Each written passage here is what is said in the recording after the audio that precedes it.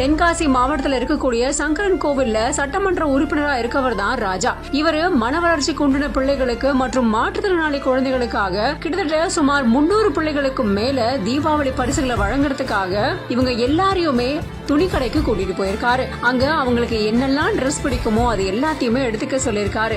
எவ்வளவு விலையா இருந்தாலும் பரவாயில்ல அப்படின்னுட்டு அதுல ஒரு குழந்தையோட கைய பிடிச்சுக்கிட்டு இவர் நடந்து வர்றதை பார்க்கும்போது ரொம்ப ரொம்ப அழகா இருக்கு. இந்த காலத்திலயும் இப்படி ஒரு மனுஷனா அப்படிங்கிற மாதிரி பலருமே இவரை பார்த்து ஆச்சரியப்பட்டு போயிருக்காங்க.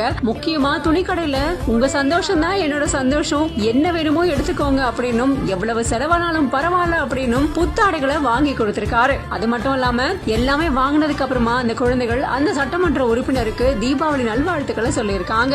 அந்த கடையில இந்த குழந்தைங்களோட அவர் பேசி சிரிச்சு ரொம்ப சந்தோஷமா அவங்களுக்கு இந்த ட்ரெஸ் எல்லாம் வாங்கி கொடுத்த இந்த வீடியோவானது இப்போ இணையத்துல வைரல் ஆகி இருக்கு.